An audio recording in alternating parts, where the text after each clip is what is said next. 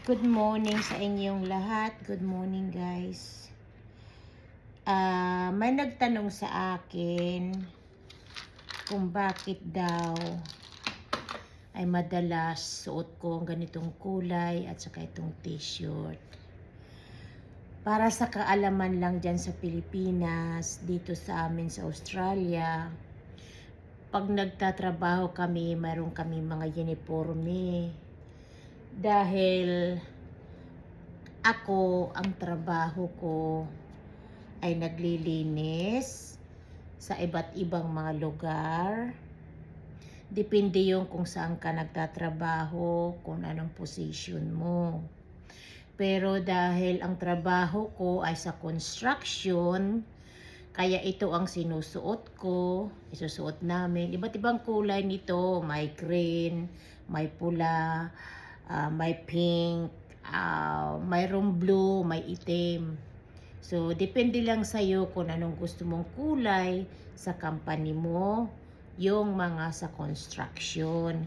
Kasi ang trabaho ko sa mga construction, dahil siyempre ang asawa ko ay engineer, kapag tapos na ipatayo yung mga bahay na mga bago na mga pinagawa ng asawa ko, ay kami naman ng mga team ko ay pumapasok kami doon para linisin namin yan bago ibenta yon, kung mayroon man may-ari na nakabili, tapos bago ko ibigay yung susi sa may-ari, mga ganun na bagay, mga construction ba.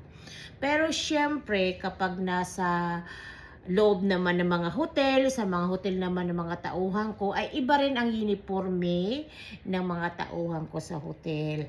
Nga ganun. Meron ako mga tauhan sa hotel, pero iba rin naman yung uniforme nila. Pag sa construction, ganito ang sinusuot namin na may mga kulay, kasi ito talaga para makita kami ng mga tao na maiwasan na accident, at saka nasa law talaga yan dito. Kapag nagtatrabaho ko sa mga construction, kailangan talaga ganito yung susuotin mo, pero iba't ibang mga kulay. Pero ako, choice ko sa company ko ay pink. Pero yung ibang mga kasamahan ko, mga tauhan ko, ay nagsusuot din naman sila, ay orange pala ito, naku, mali ka na naman, Rote.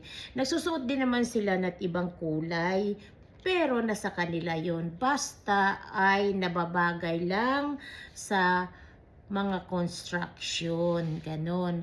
At saka mayroon mga logo dito. May mga pangalan sa company ko. Pero ito walang pangalan ito, pero dala ko yung card, yung mga ganun na bagay, may card ako. Sa card sa business ko, ganun na mga bagay. Ganun kami dito. Kaya sana yung nagtanong sa akin ay naliwanagan ka.